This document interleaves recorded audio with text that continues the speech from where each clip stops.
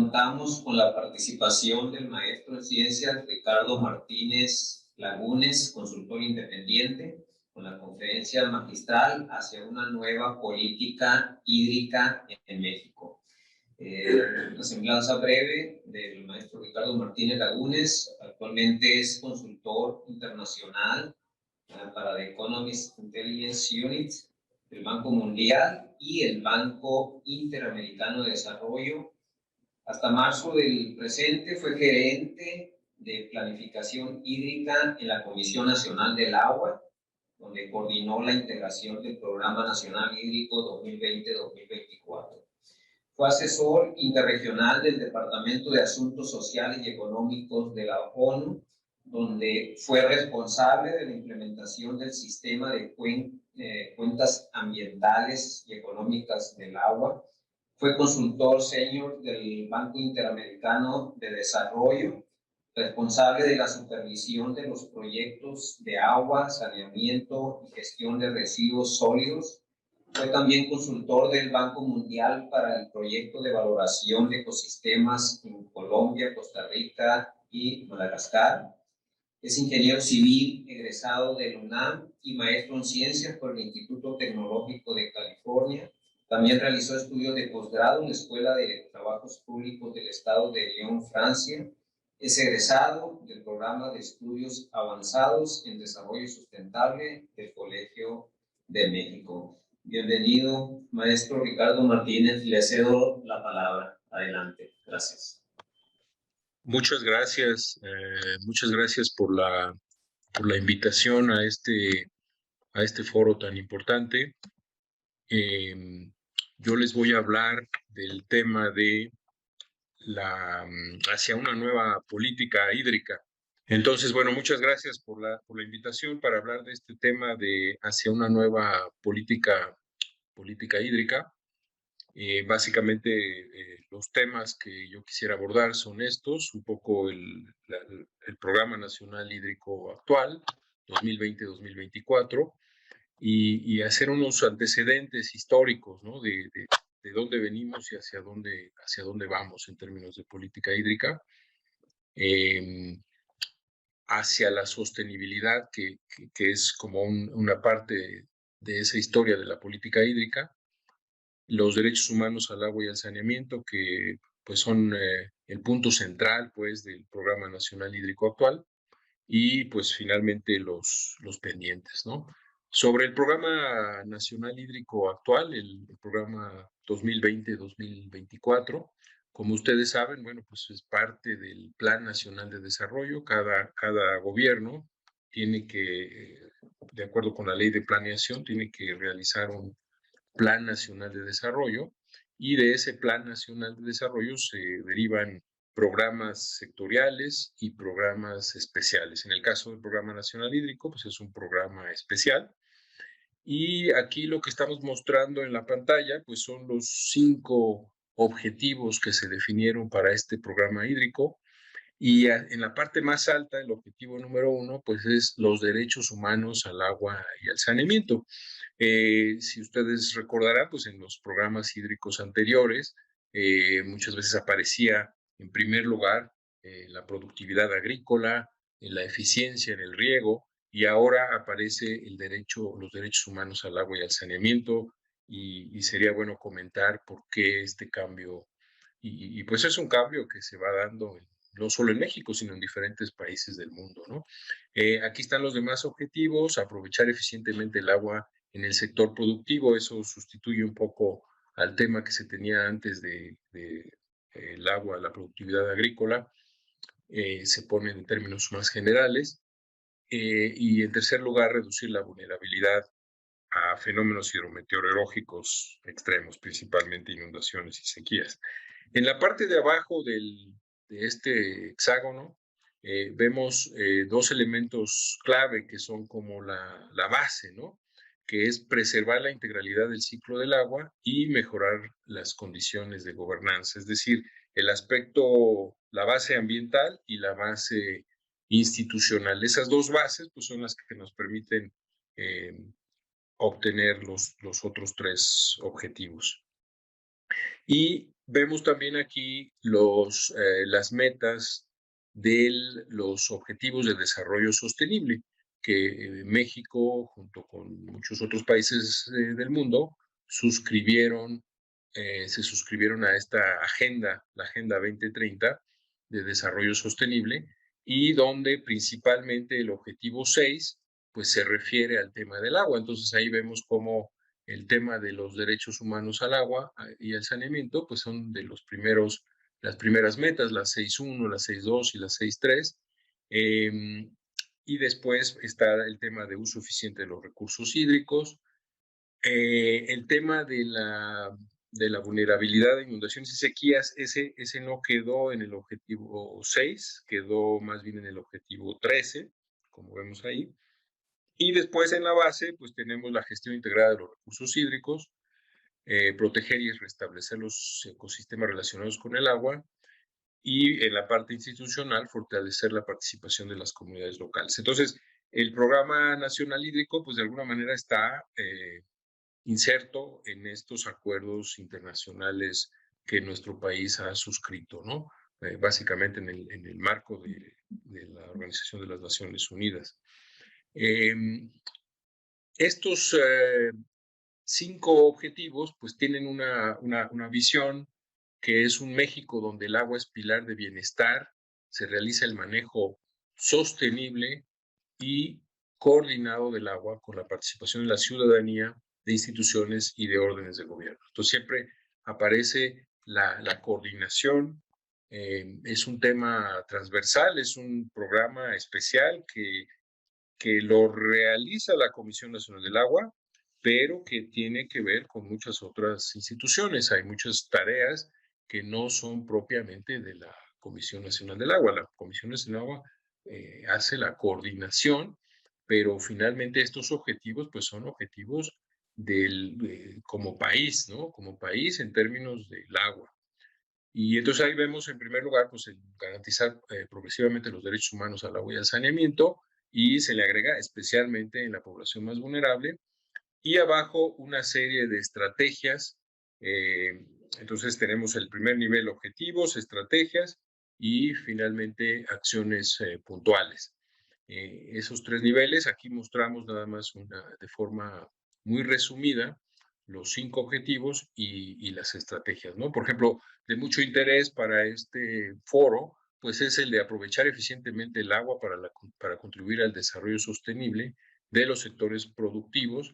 Y aquí está la estrategia de modernizar la infraestructura hidroagrícola, fortalecer asociaciones de usuarios, apoyar proyectos productivos en zonas marginadas y orientar el desarrollo de sectores hacia las zonas donde hay disponibilidad de agua, ¿no? El Programa Nacional Hídrico, que es un programa especial, está vinculado al programa sectorial, el Programa Sectorial de Medio Ambiente y Recursos Naturales, el PROMARNAT, que coordinó la Secretaría de Medio Ambiente y Recursos Naturales. En este proceso, pues hubo mucha coordinación entre la Semarnat y la CONAGUA para incorporar un objetivo específico para el agua. Entonces, los 5 objetivos que se ven en la parte de arriba de color verde son los 5 objetivos del PROMARNAT, y como ustedes pueden ver, el objetivo número 3 del PROMARNAT es agua como pilar para el bienestar. O sea, lo que es nuestra visión, ahí se convierte en un objetivo, y abajo de este objetivo de PROMARNAT están nuestros 3 objetivos, 3 de los 5 objetivos que tenemos en el Programa Nacional Hídrico. Quedan por fuera otros, como son el de reducir la vulnerabilidad e impacto de inundaciones y sequías. Ese queda en el objetivo del PROMARNAT de adaptación al cambio climático. Y el tema de mejorar las condiciones para la gobernanza del agua queda en el tema de gobernanza ambiental a través de la participación ciudadana. Entonces ustedes pueden ver que están perfectamente vinculados tanto el programa de medio ambiente sectorial y el programa especial, el Programa Nacional Hídrico.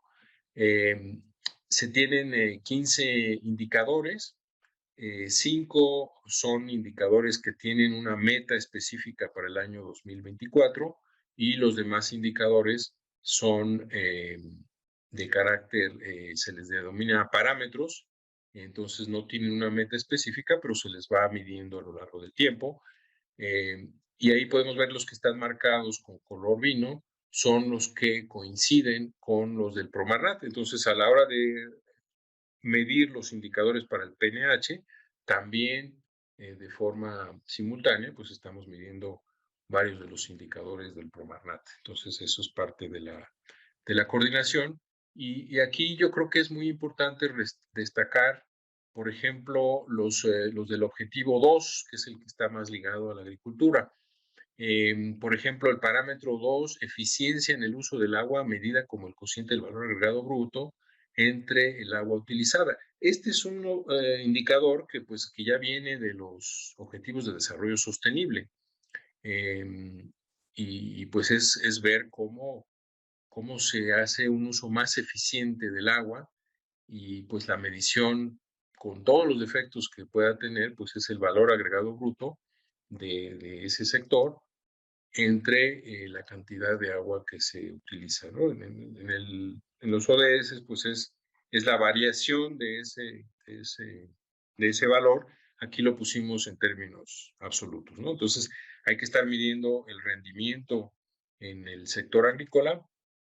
En este caso, el rendimiento que a veces se mide pues en toneladas por metro cúbico, aquí más bien es valor agregado bruto por metro cúbico, ¿no? Entonces, al medir este indicador, pues estamos cumpliendo también con los indicadores que se fijaron dentro del marco de la Agenda 2030 para el Desarrollo. Vemos también que está el tema de rendimiento de cultivos básicos en zonas con infraestructura de riego, que es un parámetro que tiene muy bien medido la Secretaría de Agricultura. Y el otro, bueno, es el del grado de presión sobre el recurso hídrico de las zonas centro y norte. Este del grado de presión, pues es algo que también está ligado a los ODS, pero también es algo que se ha medido tradicionalmente, y aquí simplemente se enfatizó para las zonas centro y norte del país, que son las que tienen mayores dificultades con el tema del agua. Creo que es importante señalar, dado que el objetivo principal se refiere a los derechos humanos, al agua y al saneamiento, la importancia de este tema para nuestro país, un tema que tiene que ver mucho con la equidad, es uno de los grandes pendientes que tenemos como país. Y aquí en el mapa podemos ver que este indicador, que ya no es simplemente la cobertura de agua, o la cobertura de alcantarillado, sino no es nada más que tengan el tubo, sino que tengan el agua diariamente, y además de manera simultánea que tengan algún sistema de saneamiento mejorado, un simple drenaje, una fosa séptica. Entonces, por ejemplo, vemos ahí que Nuevo León, el 95% de la gente de Nuevo León tiene agua diario y saneamiento mejorado, mientras que, por ejemplo, en el estado de Guerrero, solamente el 10%. Entonces ahí vemos las grandes inequidades y el gran pendiente que tenemos, no solo de infraestructura, sino de lograr que realmente a la gente pues le llegue el agua, ¿no? A lo mejor es muy estricto pedir que sea diario, quizás se hubiera podido poner cada tercer día, pero creo que es mejor poner un indicador que muestre la gravedad del problema, y no una cobertura que está por encima del 95%, ¿no? Y que pareciera, si lo comparamos con otros países y demás, pareciera que el pendiente del agua estuviera resuelto, ¿no? Cuando en realidad... Y además la relación que tiene este caso con pues, los demás usos, ¿no? Simplemente es poner el tema en primer lugar, ¿no? ¿Cómo ha evolucionado la política hídrica en nuestro país? Bueno, primero yo creo que vale la pena observar un poco las características. Yo creo que esto se menciona en todas las ponencias, pero aquí yo quisiera poner en la mesa una forma un poquito distinta de visualizarlo. Y aquí lo que tenemos en la gráfica del lado izquierdo, pues es la precipitación anual, ¿no? Entonces, normalmente, pues comparamos la precipitación de Brasil, pues casi llega a los 1.800 milímetros por año.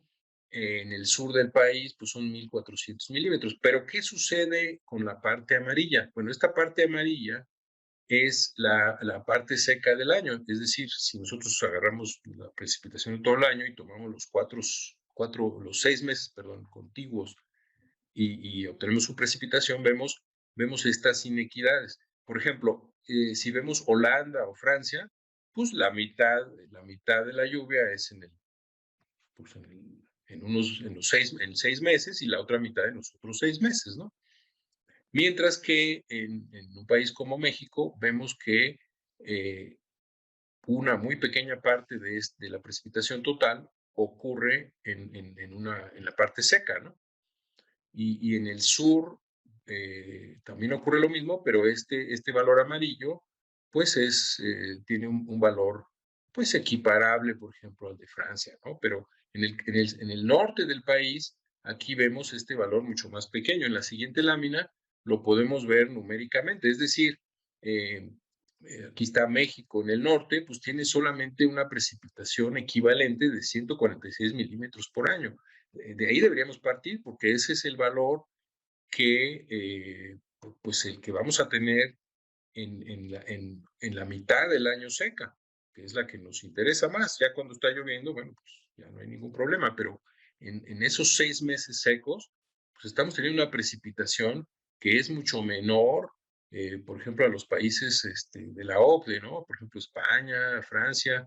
Aquí vemos España y Francia, pues son 510, 255, en fin. Entonces, ahí vemos el gran reto que tiene nuestro país y pues para enfrentar ese reto, pues es necesario transportar el agua de los meses húmedos hacia los meses secos. Es decir, pues necesitamos almacenar de alguna forma el, el agua, ya sea en infraestructura gris o en infraestructura verde, ¿no? Entonces, en los primeros años de desarrollo de nuestro país, aquí vemos a lo largo del siglo cómo el país ha pasado de principalmente rural a principalmente urbano y cómo el impulso del desarrollo en la parte inicial del siglo XX pues fue impulsada por la Comisión Nacional de Irrigación, por un lado, y la Comisión Federal de Electricidad. En algunos países vemos más el lado agrícola, en otros más el lado de energía. Por ejemplo, en Brasil, pues fue más el desarrollo energético por las características naturales de ese país, y en el nuestro, pues fue más la Comisión Nacional de Irrigación. Aquí vemos cómo el país fue pasando de rural a urbano y está tanto en la composición de la población como en la composición del Producto Interno Bruto. Y aquí vemos que en respuesta a eso, pues cómo se hizo un desarrollo, tanto por parte de la CFE como de la CNI, desarrollo de la capacidad de almacenamiento. Se decidió que, bueno, en ese entonces, pues lo más rentable, por decirlo así, era pues construir grandes obras de almacenamiento, y aquí vemos cómo va creciendo la capacidad.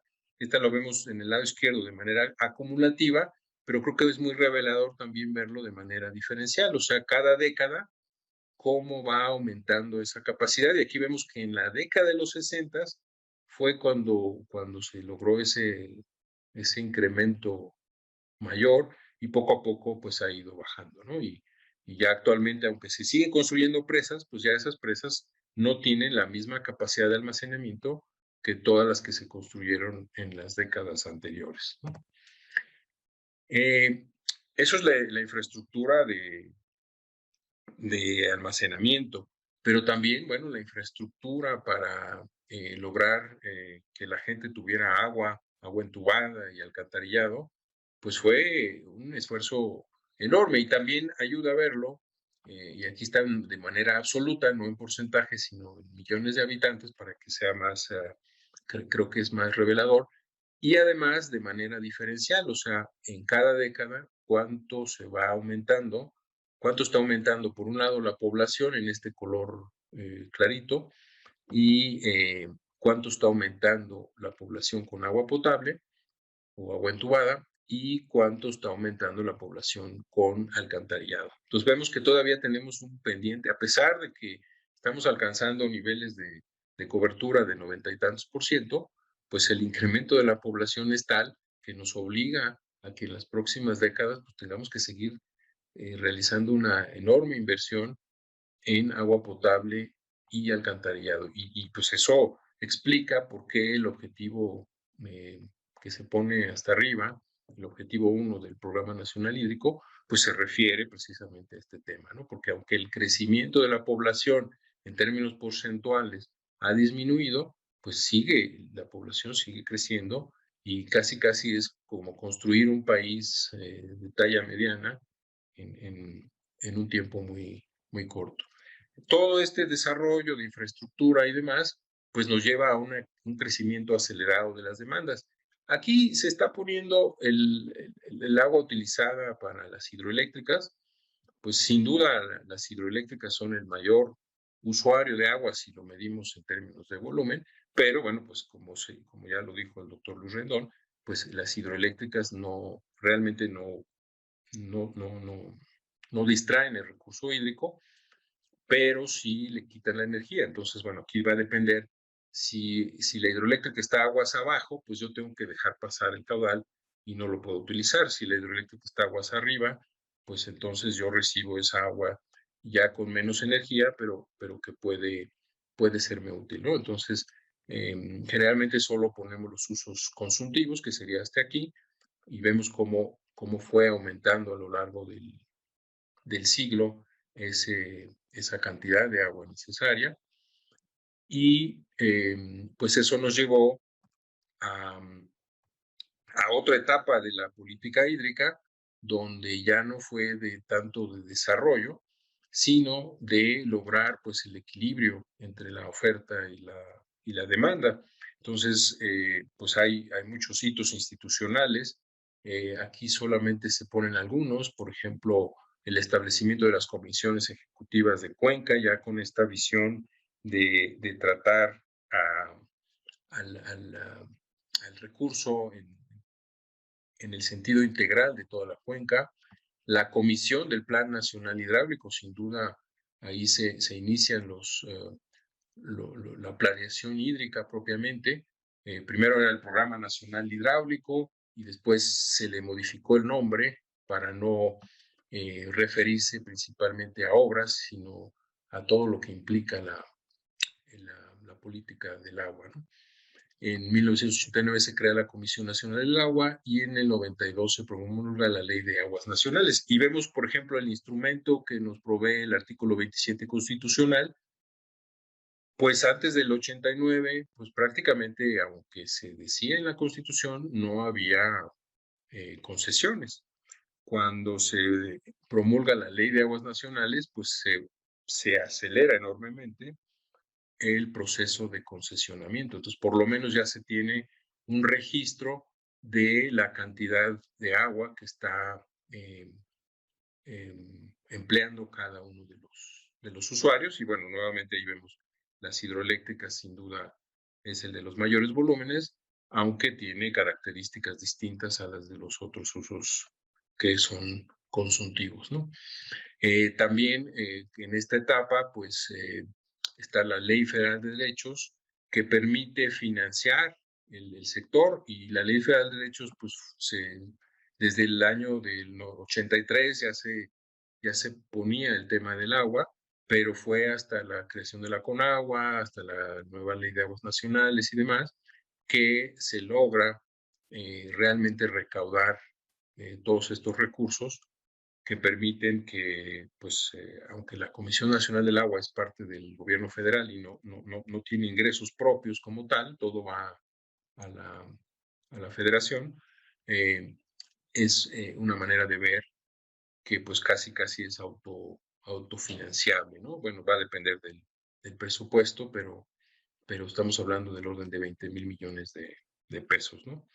El tema de los derechos humanos al agua empiezas, y aquí hablamos de muchas veces se dice el derecho humano al agua, pero en realidad el acuerdo internacional es que son los derechos humanos al agua y al saneamiento, DHAS, ¿no? Se le abrevia. Y aquí pues hay unos avances muy importantes en el 2010, con el acuerdo de la Asamblea de Naciones Unidas, y después en 2015, donde se aclara esto de que es el derecho humano al agua y el derecho al saneamiento, y con una serie de características. En México se incorpora el derecho humano, los derechos humanos al agua y al saneamiento en el artículo 4 constitucional, aunque bueno, en este momento pues todavía no se llegaba a la resolución de 2015 y quizás no está tan explícito lo que está aquí en el documento de la ONU. Pero pues México está suscrito a esos acuerdos internacionales. Entonces, una serie de características que debe tener el agua para satisfacer esos derechos humanos, ¿no? Me voy a ir un poco rápido por cuestiones de los tiempos y sobre todo irme a esta parte de los pendientes, ¿no?